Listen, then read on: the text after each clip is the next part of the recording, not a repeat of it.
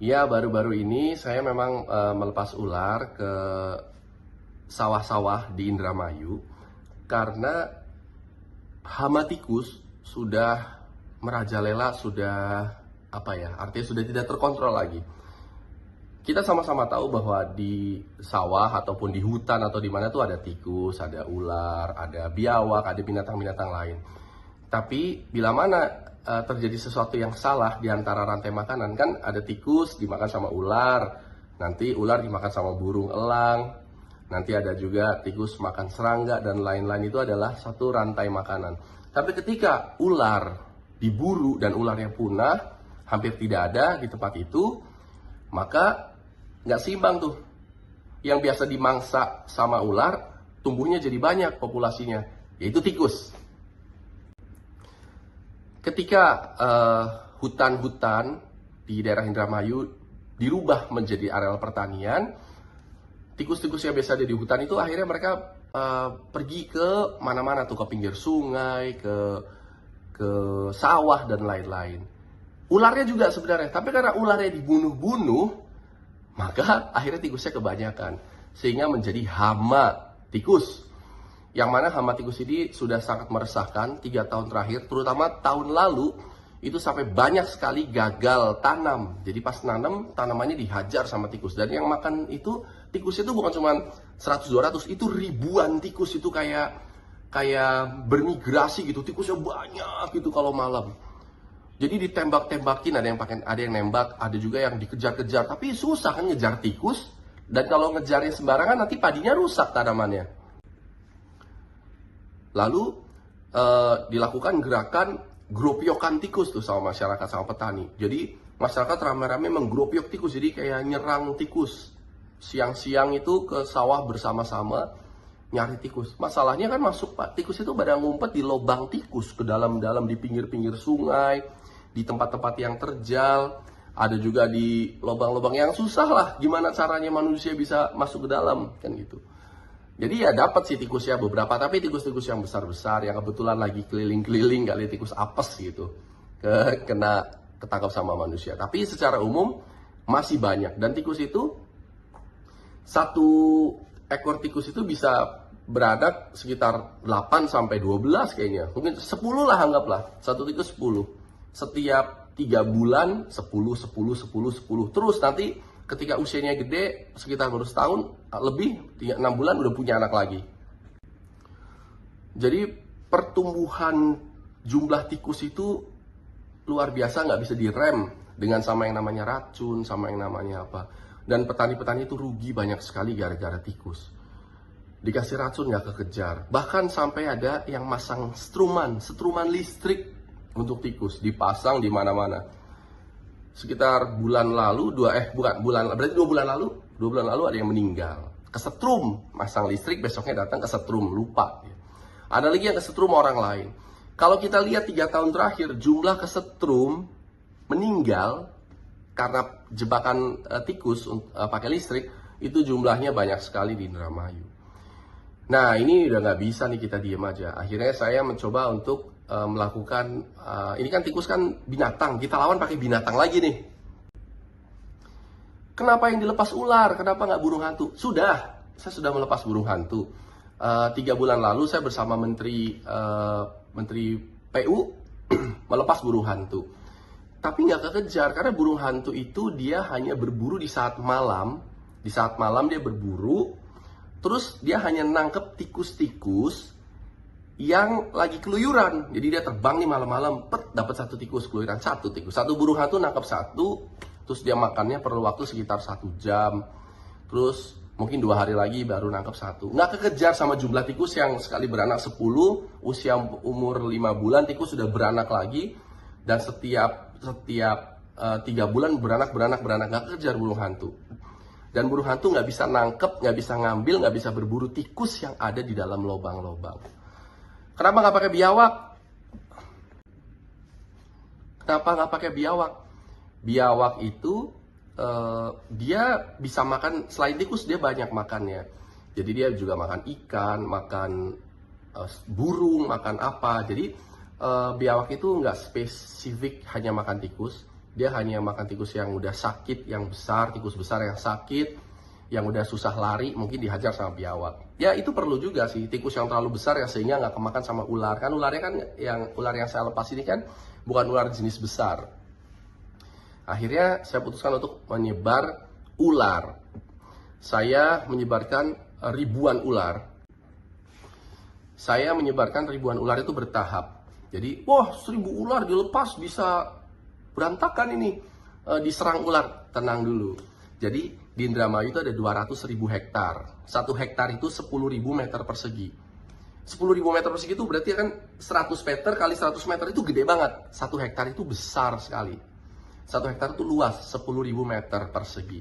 Itu baru 1 hektar. Kalau ada 10 hektar, kalau ada 1.000 hektar, kalau ada 10.000 hektar, kalau ada 100 hektar. Di Indramayu itu ada 200.000 hektar. Jadi luas sekali. Jadi 1.000 ular itu nggak ada artinya. Kalau saya nyebarnya 100.000 ekor ular, maka perbandingannya 1 ular untuk 2 hektar. Jadi ini 1.000 ular itu nggak ada apa-apanya dibandingkan dengan luasan Indramayu dan jumlah tikus yang begitu banyak. Maka menurut saya masih kurang. Targetnya apa? Sebenarnya saya nggak ada target. Nyari ular 5.000 ular juga rada susah. Saya mengumpulkan teman-teman komunitas. Saya kemarin dengan Dream Team. Dream Team itu ada Panji Petualang, ada Dede Inun, ada Alsat, ada Irfan Hakim, dan lain-lain. Itu kemarin saya undang semua ke Indramayu untuk Festival Reptil tanggal 27 bulan lalu, bulan Juli. Untuk Festival Reptil, mengenalkan kepada masyarakat bahwa ada reptil macam-macam, ada ular jenis yang berbisa, jenis yang tidak berbisa, ini sahabat tani, ini yang makan burung, ini yang makan ikan, ini yang makan tikus. Nah, inilah ular yang makan tikus. Ular yang akan kita sebarkan di pertanian Indramayu.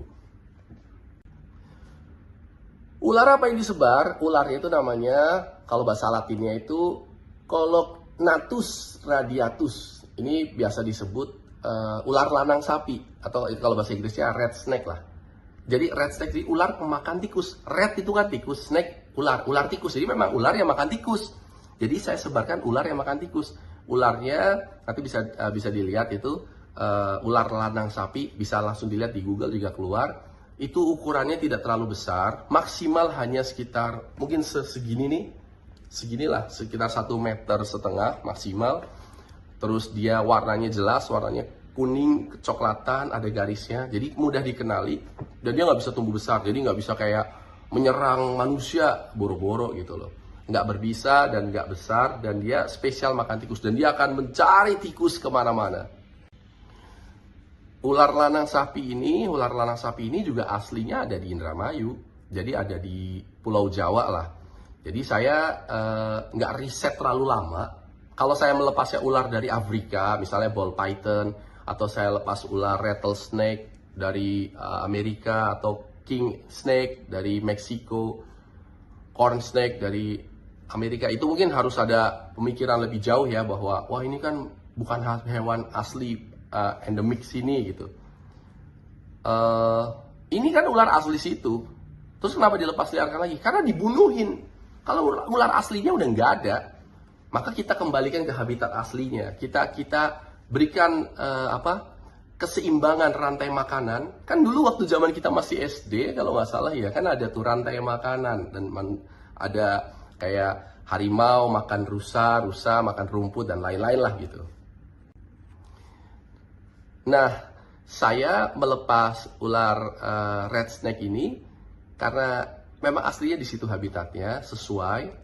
Jadi saya nggak perlu riset panjang-panjang, saya lepaskan dengan harapan bisa masuk ke liang-liang tikus.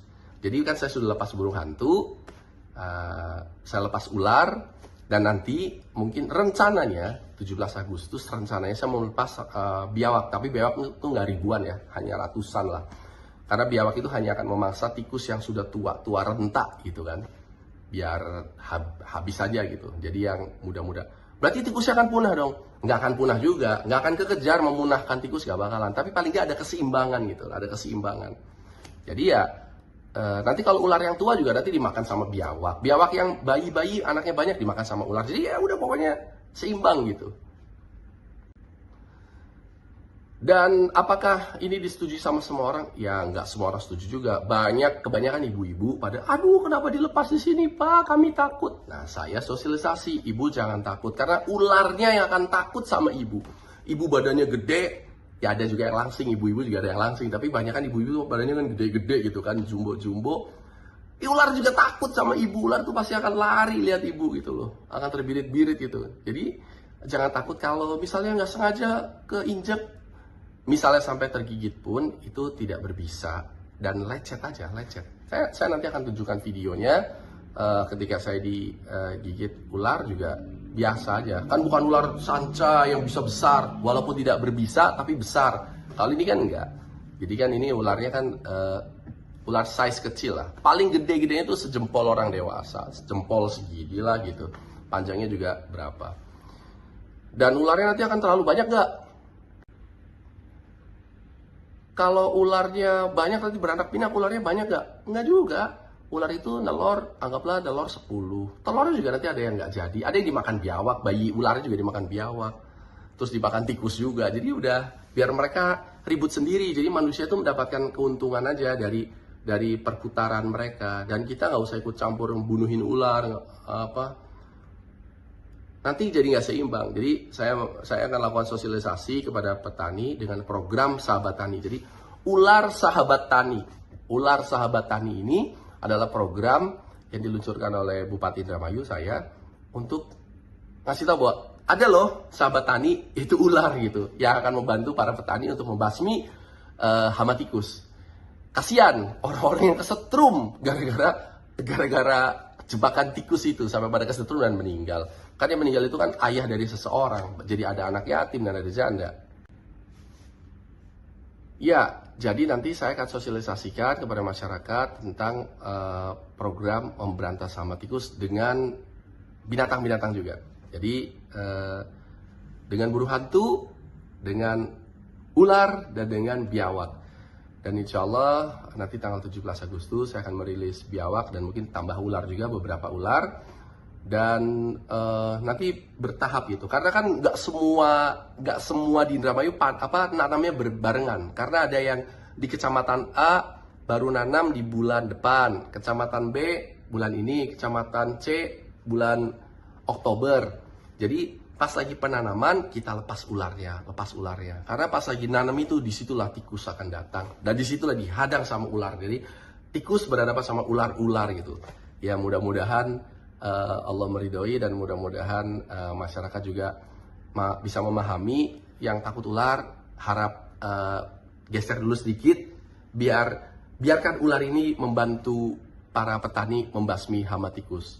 Ular Sahabat Tani. Saya tahu tidak semua orang suka, tapi saya mohon maaf, minta pengertiannya karena saya sedang membantu para petani supaya tidak rugi.